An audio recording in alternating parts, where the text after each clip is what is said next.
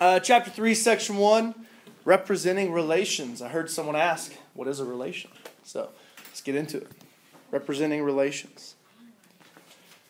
Like I said, this is a lot of notes. You can follow along in the textbook. If you want to write all this down, you can have your textbook open. But once I'm done going over this stuff, I am going to move on to the next slide. So just make sure you're paying attention. You can use math to represent the relationship between two sets of numbers. For example, suppose you recorded the number of minutes you spent driving for your driver's training course each day for a week. You may use the set 1, 2, 3, 4, 5, 6, 7 to represent the days. That makes sense, right? 7 days in a week. And the set 30, 45, 20, 40, 45, 90, 60 to represent the amount of minutes each day you spent driving. The relationship between the sets pairs each day with the time driven that day. This pairing of the numbers is called a relation. So relation is kind of a relationship between two sets of numbers. The set of days, your 1, 2, 3, 4, 5, 6, 7, would be considered the domain of the relation. We'll get into that a little more here in a little bit. And the set of times, 30, 45, 20, 40, 45, 90, 60, is the set, or is the range of that relation. So here's the actual kind of definition of a relation. A relation is a set of ordered pairs. The ordered pairs are comparing different sets of numbers. The set of the first numbers of the ordered pairs in a relation is called the domain. The set of second numbers of the ordered pair in a relation is called the range. So first off, let's talk about an ordered pair. You guys know what an ordered pair is? It's a point on like a graph. Yeah? What two values help make up an ordered pair? Does anyone know? Which two variables? X and Y. Which one always comes first in an ordered pair? X. Which one comes second? Y. So an ordered pair is always written X, comma, Y. You guys know that, hopefully. Okay. So, a relation is just a set of a bunch of ordered pairs. Okay? The domain of a relation is all my X values. So you might want to write with domain X values. And the range of my relation is my set of Y values. Domain is X, range is Y. We okay with that? So if I gave you a set of ordered pairs, and I said, hey, tell me the domain of this relation, you would just list all the X values from each ordered pair. That's your domain. If I said, hey, find the range of this relation, you would list all the Y values of each ordered pair. That's your range. We okay with that? So the set of the first numbers of the ordered pairs, which is your X values in a relation, is called the domain. The set of second numbers of the ordered pairs in a relationship, your Y values, is your range. Any questions about this slide before I move on? All right. A relation can be represented in multiple ways. There's 4 main ones that we're going to talk about. A mapping illustrates the relationship between the domain and range by showing how each element of the domain is paired with an element in the range. We'll see an example of that here in a second. An equation, you guys know what an equation is, right? Yeah. Last chapter we solved equations. An equation shows the relationship between the domain and range of a relation where substituting each value in the domain for X results in the corresponding Y value of the range. The X values in the domain and the resulting Y values can be written as ordered pairs and are called solutions of the equation because they make the equation true. So any ordered pair that I plug into an equation and it gives me a true statement is considered a solution of that equation. So on the next slide, there is a mapping shown, a table, a graph, and an equation of this relation. I'll give you a little bit of time on this slide to write stuff down if you need to. Also, I want to highlight something real quick. When we're dealing with the relation, you see these little squiggly braces right here, squiggly brackets. Those denote a set.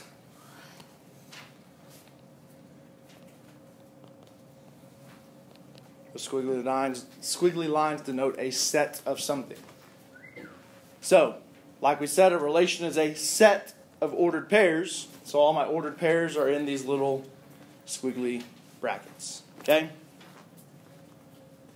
Everyone okay if I move on to show you the 4 ways to represent a relation? So once again, we're going to be using this relation right here. This set of ordered pairs for all of our 4 different ways of representations. So the first one is a mapping. This is what a mapping is going to look like. My x values, aka my domain, is in the first column. My range is in the second column. I'm drawing an arrow from an x value to its corresponding y value. So my ordered pairs in my relation were 3, 5, -4, -2, and 0, 2. So, I drew an arrow from my x value to its corresponding y value. So from 3 to 5. We okay with that? Yes, sir. And then from -4 to -2. And then from 0 to 2. That's what a mapping is going to look like. Do you guys think you could recreate a mapping if you were given a different relation? You don't think so? It's pretty simple. Like I said, you put your x values, your domain, in the first column. So 3, -4, 0. Everyone see how those are the first values of each ordered pair? Yes, sir. First value in each ordered pair goes in my first column. The range, my y values, go in the second column. So I find the second value from each ordered pair, put it in the second column. Then you're just drawing an arrow from an x to its corresponding y value. You okay with that? Questions on what a mapping is going to look like? You will have to recreate a mapping on your assignment. Okay? Table of values. This might be the easiest representation of a relation to recreate on your own. You just have all your x values in one column, y values in another column. 3, 5. You okay with that one? -4, -2. 0, 2. A table of values can also be written horizontally. Sometimes it might be seen like this. 3, 5, -4, -2, 0, 2. Just like that. So it can be written vertically or horizontally. We okay with the table of values here? Yes, sir. Do you think you could recreate a table of values giving a new relation? Yes or no? This means yes. This means no. You said what? Do you think you would be able to recreate a table of values on your own if you were given a different relation? Yeah. Okay. Perfect. A graph. A graph is just an XY coordinate plane, and you're just graphing the ordered pairs on that graph. Do we remember how to graph ordered pairs? Yes. Mm-hmm. Yes. Yeah. Remember, ordered pairs written as x, y, correct? X is telling me to go left and right. If it's a negative, it's telling me to go left. Positive, telling me to go right. Correct? Everyone agree with that? Yes, sir. Because that's my x-axis. Right? The y value is telling me to go up and down. If it's a negative, it's telling me to go down. A positive is telling me to go up. Because that's my y-axis, correct? So for 3, 5, they're both positive. So which 2 directions would I be going? Right and up. Right, 3 units, and then up 5 units. 1, 2, 3. 1, 2, 3, 4, 5. That's how they got that ordered pair right there. We okay with that? Yes, sir. -4, -2. Which 2 directions am I going? Left. Left how many? Negative 4. And then Down. down 2. 2. From the origin, 1, 2, 3, 4. 1, 2. That's how they got that ordered pair right there. You okay with that one? 0, 2. Which two directions am I going? Up. Up to. Just up 2, right? I'm only going one direction here. There's a band called One Direction.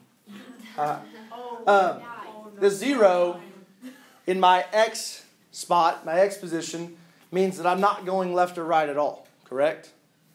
I'm going left or right 0 units, correct? And a positive 2 means I'm going up 2. So from the origin, I'm just going 1, 2. There's my ordered pair. So this one would be 3, 5, 0, 2, negative 4, negative 2. You okay graphing ordered pairs? Yes, sir. So, that's another representation of a relation. You could graph all the ordered pairs on an XY coordinate plane. Last representation is an equation. In this case, it's y equals x plus 2. Excuse me, later on down the road, we'll figure out how to actually create an equation sometime later, either in this chapter or the next chapter. But, like it's said on this slide, I think it was this slide. Yes. The x values in the domain and the resulting y values can be written as ordered pairs and are called solutions of our equation because they make the equation true. So if I plug these ordered pairs into this equation, I should get a true statement each time. Okay? So if I'm plugging in 3, 5, what would I plug in for y? What's my y value from this ordered pair? 5. 5. What would I plug in for x? 3. 3, because that's the x value. So working out both sides of the equation, what's 3 plus 2? 5. Does 5 equal 5? Do I get a true statement? Yes. Yep, so I know that that's a solution to my equation. Same thing here. I'll do these real quick. Plug negative 2 in for y. Plug negative 4 in for x. Work down both sides. Negative 4 plus 2. Negative 2. That one is also true. I know it's a solution to my equation. Plug 2 in for y. 0 in for x. What's 0 plus 2? 2. That one also checks out. So does everyone see that in my relation, each ordered pair is a solution to my equation because when I plug it in, I get a true statement. Yes, sir. We good with that? Yes, sir. So these are your 4 representations of relations. We got a mapping, table of values, graph, and an equation. Any questions about any of those 4 representations? How are we feeling? I know it's a lot of information. A lot of information. Easy work. Easy work. Let's do it. Example 1 gives us a relation here. We've got 2, 0, 0, 4, 3, negative 5, negative 3, negative 5. That's our relation we're dealing with. Part A of example 1 wants me to express the relation as a table, a graph, and a mapping. A table, a graph, and a mapping. So, let's create a table of values first. How do I create a table of values? Does anyone remember? Put the X on one side and the Y on the other. Yeah, very good. I've got a column for my X values, column for my Y values, the corresponding Y values with the X values, correct? Yes, sir. So, in my relation here, what's my very first X value? 2. Remember, ordered pairs are written X, Y, correct? So my first X value is 2. What's its corresponding Y value? 0. 0. So that goes right next to it in the table of values. You okay with the first one? Yes, sir.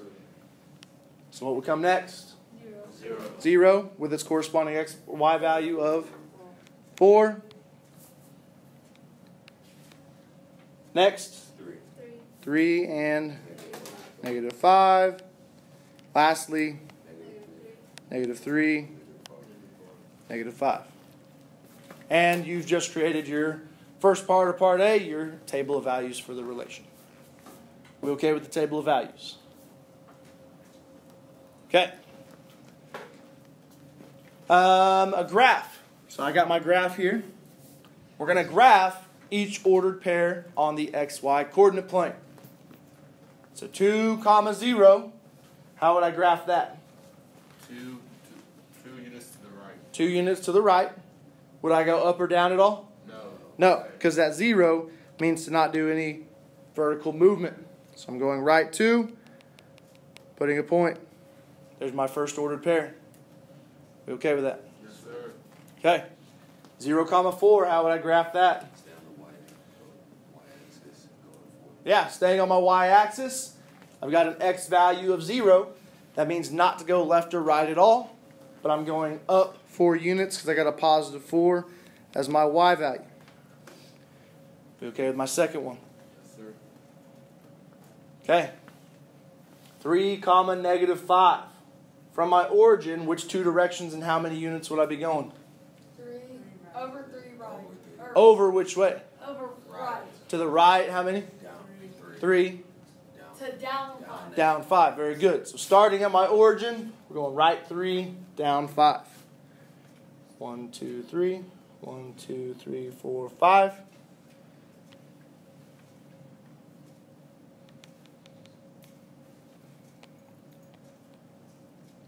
That was 0, 4 here. 2, 0 here. 3, negative 5 here. And my last one, negative 3, negative 5. Which 2 directions, how many units? 3 units to the left. 3 to the left because it's a negative this time. Down 5. And down 5 still. 1, 2, 3. 1, 2, 3, 4, 5. And now, here's my graph of my relation.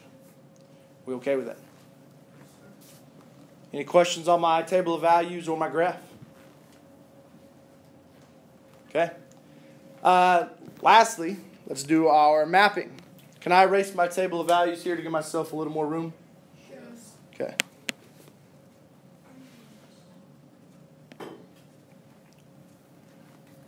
Okay. Remember our mapping, we've got our domain in the first column and our range in the second column. My domain is my set of which values? X. Domain's a set of X values. My range is my set of Y values. Very good. So, once again, similarly to our table of values here, what's the first number in my domain? 2. It's my first X value, right? What's the corresponding number in the range to that number? 0. I'm going to draw an arrow from 2 to 0 because they correspond to each other. We okay with that first one? Yes, sir. Okay. What's my next number in my domain? 0. 0. Do I already have 0 listed in my domain? No. If it was already listed, I would not have to write it again. We'll see kind of what that looks like here in a second. If it's not already written there, I've got to go ahead and write it. 4. What's the corresponding number in the range with 0? 4. 4. Is 4 already written in my range? Nope, so I've got to go ahead and write it. Draw an arrow from 0 to 4. We okay there? Next number in my domain? 3. 3. Corresponding number in the range? Negative 5. Negative 5. Is negative 5 already written? No. Nope, so I've got to go ahead and write it. Draw an arrow from 3 to negative 5. Next value in my domain? Negative 3. Negative 3. Is negative 3 already written here? No. Nope. Corresponding Y value? Negative 5. Negative 5. Is negative 5 already written? Yes. Yes. If it's already written, I do not have to rewrite it. I can just draw an arrow from negative 3 to the same negative 5. And there's my mapping of my relation. Any questions on that? Same thing would be true if I had the same number in my domain. Let's say I had two values. I would not have to rewrite 2. I would just draw another arrow from 2 to whatever other Y value or range number there was. Okay? Questions on example 1A, part A. You okay with that? Any confusion so far? Are we kind of getting the gist of it? Easy? Good, good. Part B, determine the domain and the range of the relation. Well, we already kind of did that, didn't we? What was the domain? 2. 203, then 3. Yeah, the domain's my set of Well, x values. So I would say the domain is, remember the domain is a set of numbers. What do I need to use to denote a set? those squiggly. Yeah, the little squiggly braces or brackets. They're really hard to draw. Oh, that'll be good enough. Oh, yeah. And now I just list my x values with a comma between them. 2, 0, 3, negative 3. There we go. There's my domain. We okay with that? It also wants the range. My range is my set of y values, which we've already listed those as well. What are my y values? 0, 4, negative 5. We've got 2 negative 5s in our range. Do I need to list them twice? No. No. If I've already written it once, I've already said that this number is in my range, so I don't have to rewrite it. 0, 4, negative 5. And there's my domain and range. Okay with that? Domain is my set of Well, X values. x values. Range is my set of y values for my relation. Still feeling pretty good about this? Good. Good, good, good. Okay. Can I move on? Yes. Yeah, take the pass. Okay. So going back to what we talked about before, talking about the time driven to prepare for your driving course and stuff like that. Graphing the total time driven during your driving course can help you visualize the progress. A relation can be graphed without a scale on either axis, meaning without numbers, to show the relationship between the independent and dependent variables. Have you guys heard those phrases before? Independent and dependent variables. Yes. Okay? The dependent variable depends on the independent variable, correct? Yes. These graphs can be interpreted by analyzing their shapes. Hello? Any questions on any of this information? Okay, I can give you a couple minutes here if you're writing this stuff down. Okay, can I go ahead and move on from this slide? Once again, this information is directly in the textbook.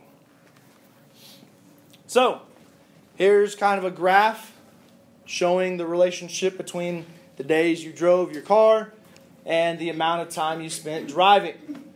Notice there's no numbers or values on my x or y axis, correct? That's pretty much what this last paragraph was saying. It can be graphed without a scale on either axis to show the relationship between the independent and dependent variables. These graphs can be interpreted by analyzing their shapes. So, the values in the domain, what's my domain again? Set of x values. So the values in the domain, my set of x values, correspond to the independent variable in a relationship or a relation. So most of the time, my independent variable is my x value, my x variable. Okay? The independent variable, usually x, has a value that is subject to choice. In the graph above, the independent variable is the number of days. The values in the range, what's my range? Set of y values correspond to the dependent variable in the relation. So most of the time, my y variable is my dependent variable. The dependent variable is the variable in a relation, usually y, with values that depend on x. Whatever x is, it's going to change with whatever x is. In the graph above, the dependent variable is the driving time. So we got our independent variable and our dependent variable. My total driving time depends on how many days I drive, correct? So dependent, independent. The dependent variable depends on the independent variable. Okay? Questions about this information right here?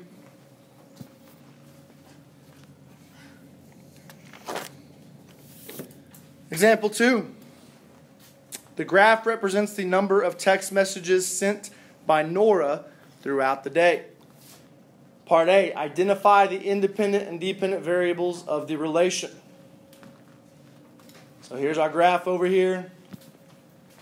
Here's the number of text messages sent. And here's the time of the day that she sent those text messages. Let's talk about what's going on here. Earlier in the day, she's sending text messages, right? Yes, sir. What happens when it flattens out? She go to bed. Well, is she sending text messages on this flat part? No, she sent this many total in the day, but she stopped sending them because my number has stopped increasing, correct? Right. Once the flat part starts going back up again, now she's starting to text again. Maybe she took a nap or she's eating lunch or something, right? We got another flat part. What's happening on this flat part? She's paused. She's not sending any more messages, right? Until it starts going up again. Is everyone okay how we're reading this graph like that? Okay. So part A wants me to identify the independent and dependent variables of the relation. So let's write out independent variable. What is my independent variable here? The text messages sent? The day.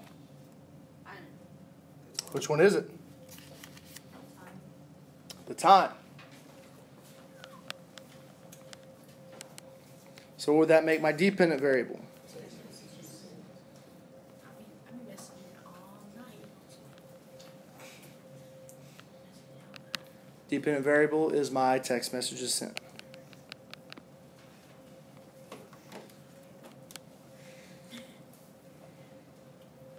Let's discuss why that's the case. The number of text messages sent depends on how late in the day it is, right? If it's earlier in the day, there's going to be a lower number of text messages sent. If it's later in the day, there's going to be a higher number of text messages sent. So this variable is changing depending on what time of day it is. Does that make sense? Yes, sir. We okay with that? Yes, sir. Also, time is on which axis? What's my horizontal axis? X-axis, that's my x variable, right? The x variable is usually my independent variable. Text messages sent is on which axis? Y-axis. The y variable is usually my dependent variable. Okay? We okay with example 2, part A? Questions there? Okay. Part B, describe what happens in the graph. We've already kind of done that. I did that at the very beginning when we said, oh, here earlier in the day, she's sending text messages, and then I asked what happens on the flat part. What happens on the flat part? Yeah, she's not texting anymore. She's not sending any messages. Then she starts sending more and more messages, and there's another longer flat part. There's a longer period of time here where she's not sending any messages until finally it goes up again to where she's sending messages. So that's what's going on in the graph right there. We okay with part B? Questions, comments, concerns? Okay. Let's talk about the coordinate system, our XY coordinate plane.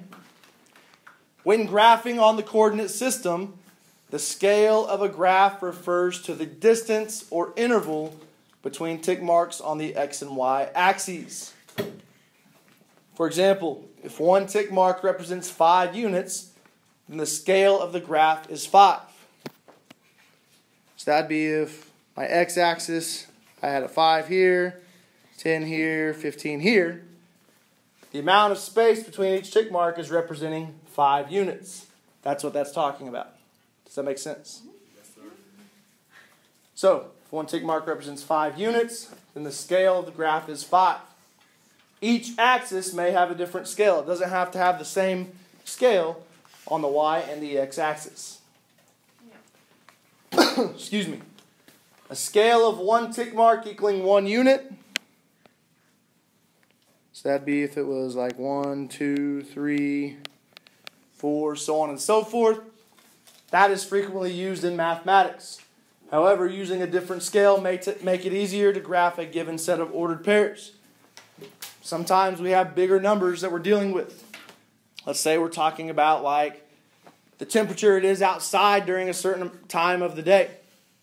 Well, most of the time, like if we're talking in the summer of Oklahoma, am I going to have a scale that's down here in the 1s, 2s, 3s, 4s? No, it'll be like in the 90s, right? So I'd have to adjust my scale to be able to easily get up to those 90s pretty quick. Okay? So you may want to go up by like 10s. Make your scale 10. Any questions about what a scale looks like or anything like that? You okay? Okay, so example 3. Example 3 here. Use appropriate scales. I just figured I'd go ahead and throw the whole worked out example up here that the book has in here. Example 3 tells me to graph this relation right here. 5, 80, negative 36, 48, 25, negative 91, 38, 95, negative 10, negative 50, and 122. That's a pretty broad scale of numbers between my x values and my y values, right? Let's talk about all my x coordinates, or my x values in my coordinates. What are my x values? 5, negative 36, 25, 38, negative 10, 1. Yeah, so my x coordinates are ranging between negative 36 and positive 38, correct? It's a pretty wide scale. Let's look at our y values. What are they? 80, 48, negative 91, 95, negative 50, 22. Yeah, so my y values are ranging between negative 91 and positive 95. It's a pretty wide scale there as well. So I need to create a scale for my x-axis and for my y-axis in order to be able to fit every single ordered pair on my graph. Okay?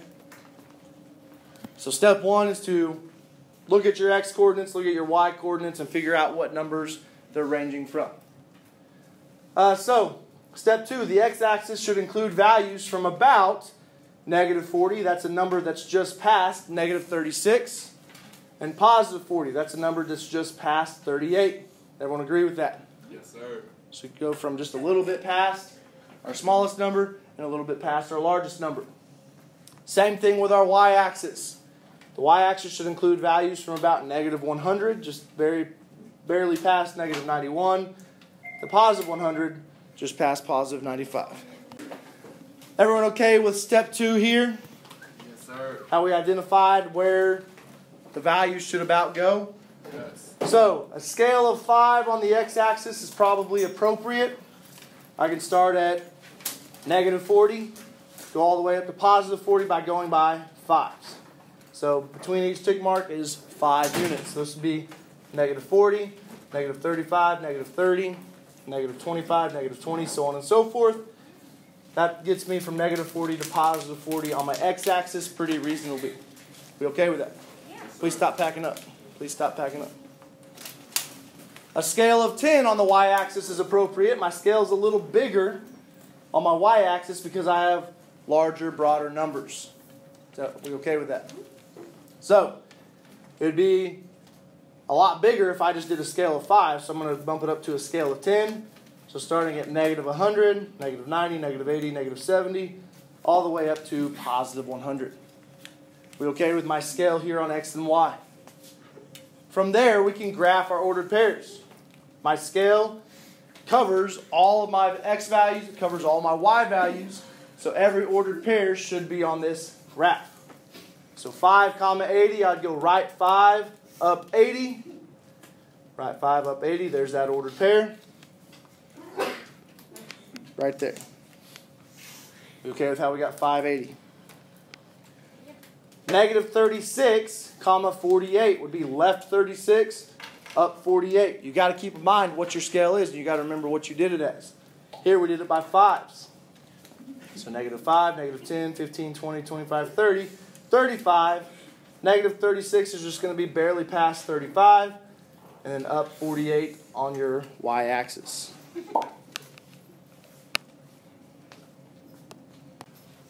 Is everyone okay with how we got our scale? And is everyone okay graphing ordered pairs? Yes, sir. Yes. Any questions? Nope. Okay. If you guys can remember that we stopped at example 3, we'll pick these notes up tomorrow.